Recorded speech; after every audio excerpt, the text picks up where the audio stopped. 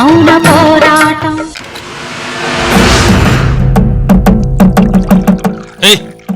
నా గ్లాసులో ఎందుకు మందు పోసావు? కోపాలు తాపాలు మనుషులకే కాని మందుకుండవు.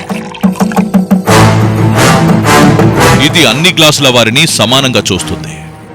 తాగు. I hate you. But I love you my son.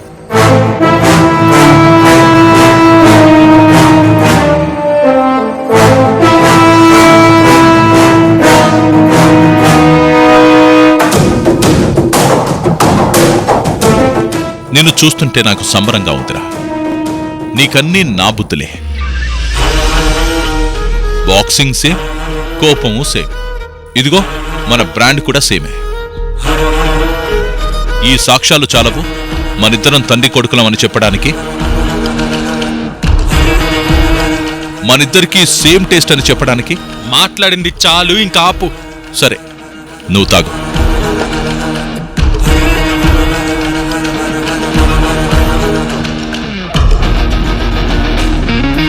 తండ్రి ఎదురుగా తాగడానికి ఫీల్ అవుతున్నావా?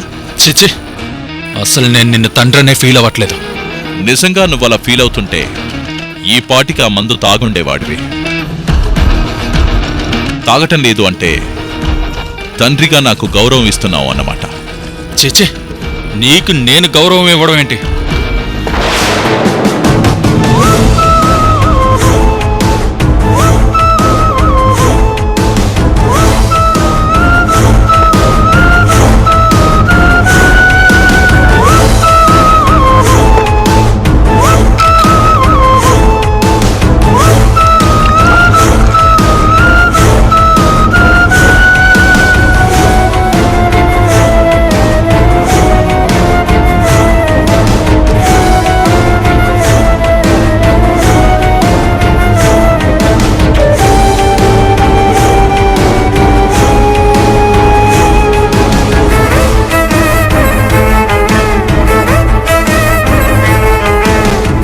నేను నీ మందు ఎందుకు తాగుతున్నానో తెలుసా?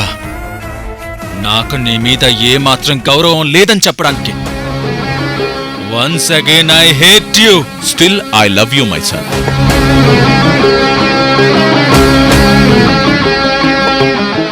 నిన్ను చూస్తుంటే నాకు చాలా బాధగా ఉంటుందిరా. కన్న తండ్రిని ఏ కొడుకో ఇంతలా ద్వేషించడం. అలా మాట్లాడడానికి సిగ్గుండాలి. నువ్వు ఏనాడైనా కన్న తండ్రిలా ప్రవర్తించావా? మా అమ్మను ప్రేమించినట్టు నటించావు, మోసం చేసి వెళ్ళిపోయావు. నీ మోసాన్ని తట్టుకోలేక కడుపులో నన్ను మోస్తూ ఎంత బాధపడిందో మా అమ్మ. కనీసం నేను పుట్టాకైనా నీ మనసు కరగలేదు కదా. నేను నీ కొడుకునే కాదంటూ రాక్షసంగా ప్రవర్తించావు. నిన్ను అసహించుకోకుండా ఎందుకుండాలో ఒక్క కారణం చెప్పు నాకు. I love you my son అంట. మరి ఈ ప్రేమ ఆ రోజేమైపోయిందో? అదంతా అబద్ధం మురారి. నువ్వు అనుకునేదంతా నిజం కాదు. మా అమ్మ నాకు అబద్ధం చెప్పిందంటావా? నన్ను అపార్థం చేసుకుంది అంటున్నాను. చెప్పుడు మాటలు విని నన్ను ద్వేషించింది, దూరం పెట్టింది. నా మీద నీకు విషం నూరిపోస్తుంది. మన మధ్య అగాధం సృష్టించింది. ఆ రోజు మనం జిమ్లో కలిసినప్పుడు నేను నీకొక విషయం చెప్పాను. అవంతి కోసం మీ అమ్మ చేయకూడని నేరం చేసిందని, నేను అబద్ధాలు ఆడుతున్నానని తిట్టావు. ఆ విషయం గురించి నువ్వు మీ అమ్మని అడిగే ఉంటావు. మరి మీ అమ్మ తను తప్పు చేసినట్టు నీ ముందు ఒప్పుకుందా? అక్కడేం జరిగిందో నేనేం చేశానో నాకు మాత్రమే తెలుసు. నిజమే చెప్పింది. అంటే క్వశ్చన్ పేపర్లు లీక్ చేయలేదని నీకు చెప్పిందా? తనని కాలేజీ నుంచి ఎందుకు సస్పెండ్ చేసినట్టు? ఈ ప్రపంచంలో తప్పు చేయని మనుషులంటూ ఎవరు ఉండరు మురారి. పరిస్థితులు డిమాండ్ చేయడం వల్ల అలా చేయాల్సి వస్తుంది. మీ అమ్మ నిన్ను కష్టపడి పెంచింది, కాదనడం లేదు. సింగిల్ ఉమెన్గా ఎన్నో ఇబ్బందులు పడే ఉండొచ్చు, కాదనడం లేదు. కానీ నీకు రిచ్ లైఫ్ని ఎప్పుడైనా ఇచ్చిందా? రిచ్ లైఫ్ దాకా ఎందుకు, కనీసం కంఫర్టబుల్ లైఫ్ అయినా ఇవ్వగలిగిందా?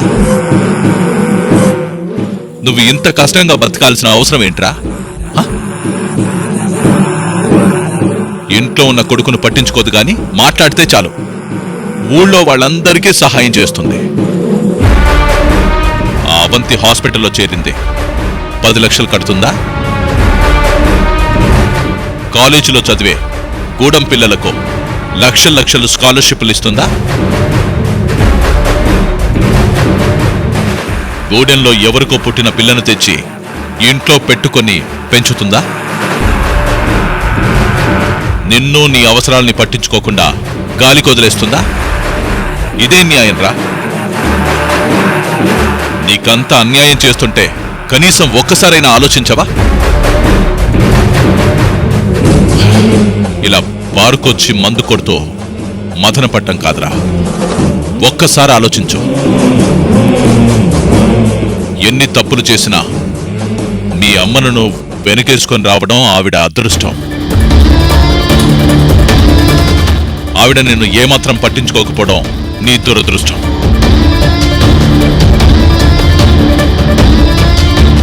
నేను ఏ తప్పు చేయలేదని అనడం లేదురా, కానీ ఇప్పుడు పశ్చాత్తాపడుతున్నాను కదా, క్షమించమని అడుగుతున్నాను కదా. వద్దన్నా కూడా మీ దగ్గరికి వస్తున్నాను కదా, అందరం కలిసి ఉందామని ప్రాధేయపడుతున్నాను కదరా. ఎందుకురా నన్ను నమ్మడం లేదు? ఒక్కసారి తప్పు చేసినవాడు జీవితాంతం తప్పు చేస్తాడంటావా? రే నాన్న, నా మాట వినరా. నిన్ను నేను రాజుని చేస్తాను.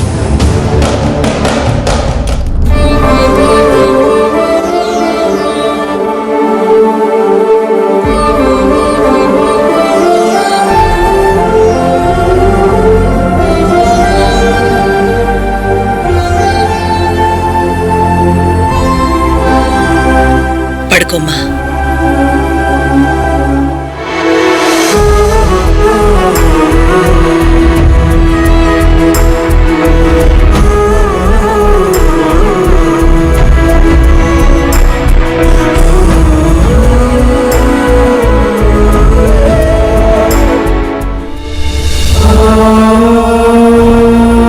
టైం 11 అవుతోంది. వీడింటమ్మా ఇంకా రాలేదు. ఎప్పుడు ఇంత లేట్ చేయడే? నాకు అదే అర్థం కావడం లేదత్తయ్య.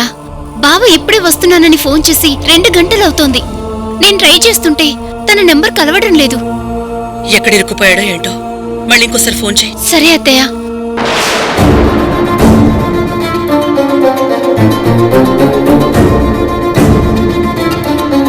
ఏమైంది? ఫోన్ కలవట్లేదత్తయ్య.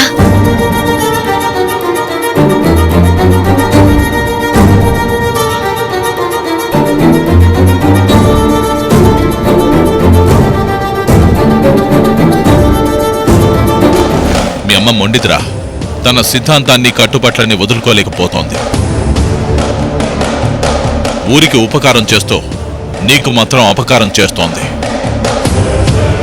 నీ జీవితాన్ని నాశనం చేస్తుందని బాధగా ఉందిరా నాకు. ఏంటి ఏదేదో చెప్పి నా మనసు మార్చాలనుకుంటున్నావా? ప్రాణం పోయిన మా అమ్మ అబద్ధం చెప్పదు. మరి నేను అబద్ధం ఆడుతున్నాను అనుకున్నావా? మీ అమ్మ దృష్టిలో నేను దుష్టునే కావచ్చు, దుర్మార్గున్నే కావచ్చు, కానీ కన్న కొడుక్కి అబద్ధం చెప్పేంత నీచుణ్ణి కాదు. తిను.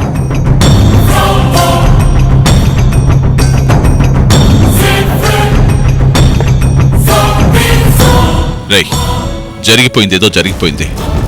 ప్రతి వస్తువుకు ఒక ఎక్స్పైరీ డేట్ ఉంటుంది. ఎమోషన్స్ కూడా వస్తువులాగే చూడాలి. మన మనసులో ఉన్న కొన్ని బ్యాడ్ ఎమోషన్స్ను కాలంతో పాటు వదిలించుకోవాలరా. పాత కోపాల్ని బయటికి తోసేయాలి, కొత్త బంధాల్ని కలుపుకోవాలి, జీవితంలోకి ఆనందాన్ని ఐశ్వర్యాన్ని ఆహ్వానించాలి. తెలివైన వాళ్ళు చేసే పని ఇదేరా. నీలో ఉన్న మూర్ఖత్వాన్ని వదిలించుకో, తెలివిగా ఆలోచించు. నన్ను కన్న తండ్రిగా యాక్సెప్ట్ చేస్తే ఓవర్ నైట్లో నీ లైఫే మారిపోతుందిరా. ఇలాంటి 100 బార్లకు నువ్వు ఓనర్ అవుతావు. అంతులేని ఈ సంపదకు నిన్న అధిపతిని చేస్తాన్రా. రే రే ఆగరా, ఏంటా తాగడం? మరీ ఓవర్ అయిపోతుంది, ఇక చాలా ఆపో ఆపో. ఇలాగైతే ఇంటికెళ్ళలేవు. పద పోదాం.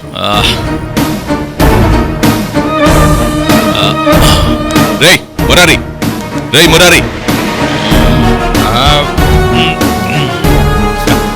లే ఇంటికెళ్దాంలే. పద రా, పద.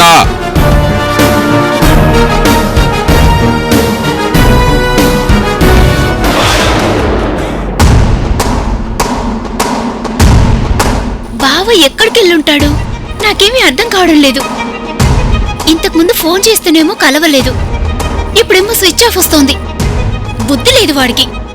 వాళ్ళ ఫ్రెండ్ నెంబర్ నుంచైనా మెసేజ్ చేయాలి కదా. రాని వాడి పని చెప్తాను. మయూరి ఎక్కడో ప్రాక్టీస్కి వెళ్ళుంటాడో ఏమో, రావడానికి ఆలస్యం అవుతుందేమో.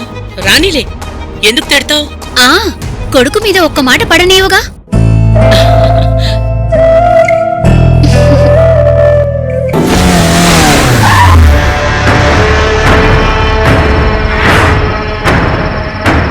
రేయ్ మీ ఇల్లొచ్చింది, దిగరా.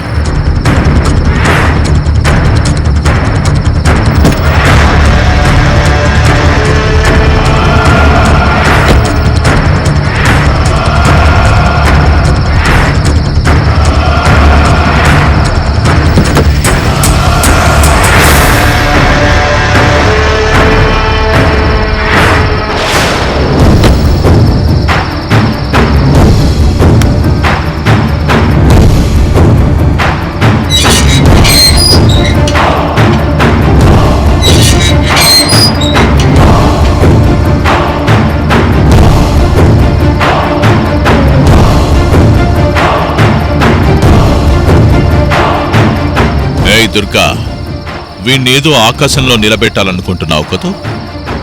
తప్పు కదమ్మా.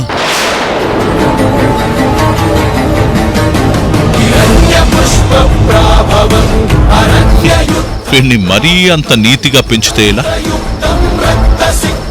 ఇక్కడ నా బిజినెస్లన్నీ ఎవడు చూసుకుంటాడు చెప్పు?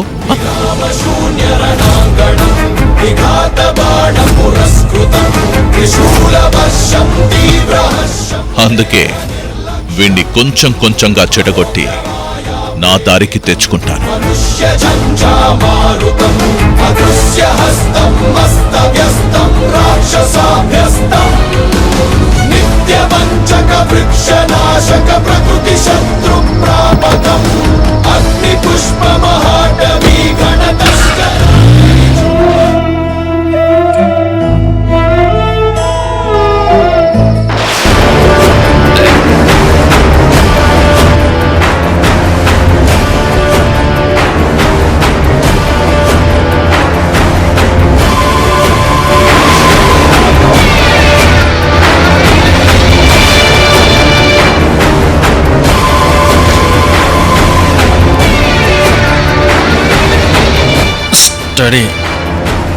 ఇదేంటి, ఏ రోజు లేనిది బావ ఇలా తోలుకుంటూ వస్తున్నాడు? అంటే తాగేసొచ్చాడన్నమాట. ఓరి దేవుడోయ్, అత్తయ్య గాని బావని ఇలా చూసిందంటే ఇంకేమైనా ఉందా? తన గుండె ఆగిపోతుందేమో. అత్తయ్యకు తాగేవాళ్ళంటేనే అసహ్యం, అసలే మాత్రం సహించదు. బావ లోపలికొచ్చాడంటే చాలా పెద్ద గొడవైపోతుంది. ఇప్పుడెలా? ఏదో ఒకటి మేనేజ్ చేయాలి.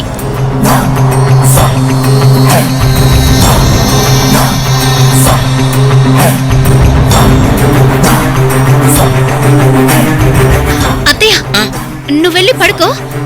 బావ ఫ్రెండ్స్ తో కలిసి సెకండ్ షో సినిమాకు వెళ్ళినట్టున్నాడు. రావడానికి లేట్ అవుతుందేమో. తానొచ్చాక భోజనం నేను వడిస్తానులే. పర్వాలేదులేవే, నేను వెయిట్ చేస్తా, నువ్వు వెళ్ళి పడుకో. అత్తయ్య, ఉదయం నుంచి చిత్ర కోసం అన్ని పనులు నువ్వే చేసావు. మధ్యలో గూడెం పిల్లల్ని కలవడానికి కూడా వెళ్ళొచ్చావు. టైర్డ్గా ఉంటుంది కదా, వెళ్ళి పడుకోండి అత్తయ్య.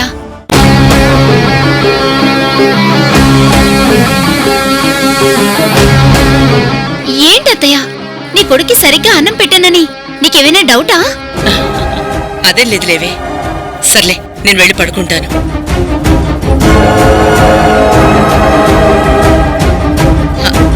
ఇదిగో వాడికి ఇష్టమైన గుత్తొంకాయ కూర చేసి పెట్టాను. వాడు వద్దన్నా సరే భోజనం వడ్డించాలి, సరేనా? సరే అత్తయ్య, నువ్వెళ్ళు. సరేలే.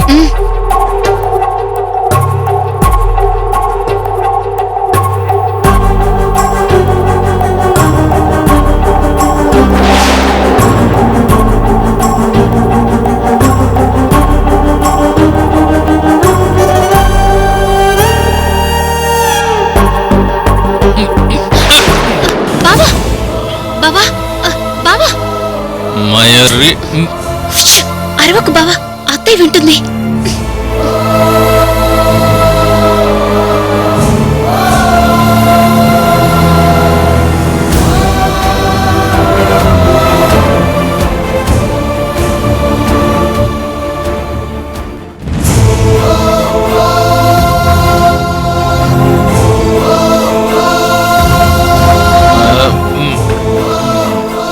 ఏంటి బావా ఇది? నువ్వేంటి ఈ తాగుడేంటి? కొత్తగా నీకు ఈ దరిద్రపు అలవాటేంటి బావా? ఏయ్, పుట్టుకతో ఏ అలవాట్లు రావు, పెరిగేటప్పుడే అన్నీ అలవాటు చేసుకోవాలి. ఏదో బాధతో కొంచెం తాగాను, ఇప్పుడేంటంట? అయ్యో బావా, ఈ విషయం అత్తయ్యకి తెలిస్తే? నువ్వు చెప్పవుగా.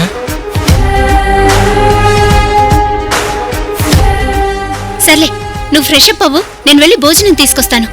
ఏయ్, నాకేం వద్దు, నేను బయట తినేసి వచ్చాను.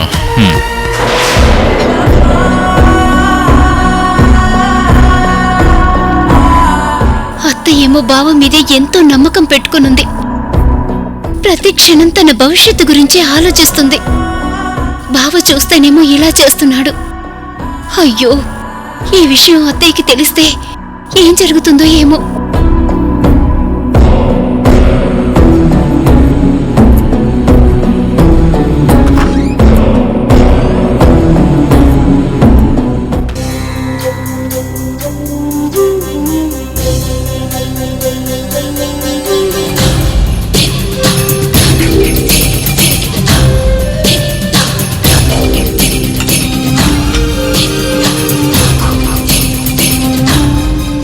భోజనం చెయ్యి.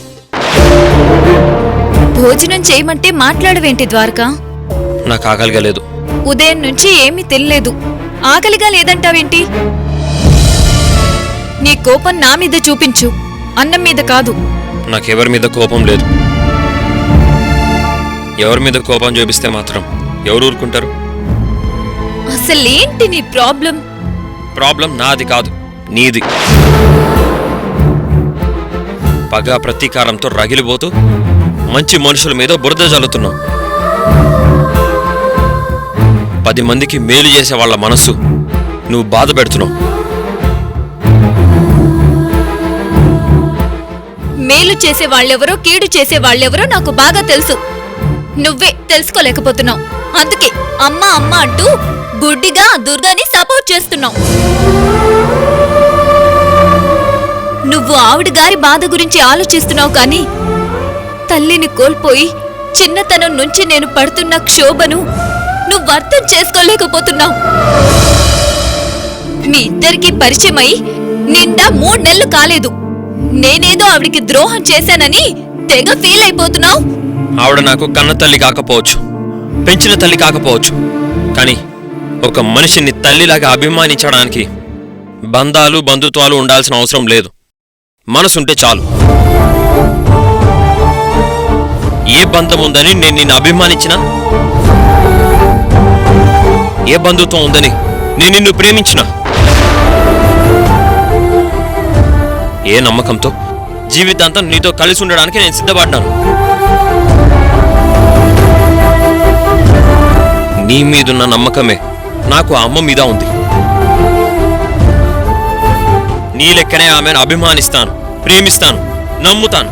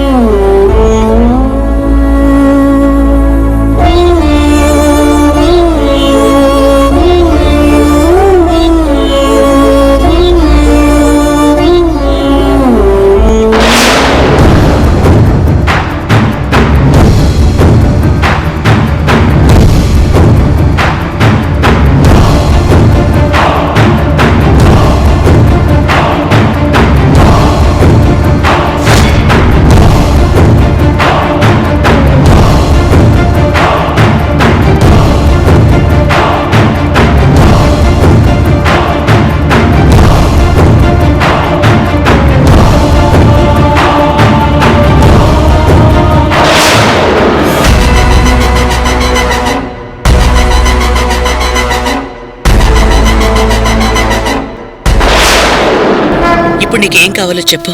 నువ్వే కావాలి. అంటే నువ్వు కాలేజ్కి రావాలి. మా అత్తయ్య రాదు. ఉదయం 9 గంటలకి కాలేజ్ బెల్ మోగే సమయానికి నువ్వక్కడ ఉంటున్నావు. లేదంటే 9:15కి ఏం జరుగుతుందో నేను నీకు చెప్పను. నువ్వే చూస్తావు.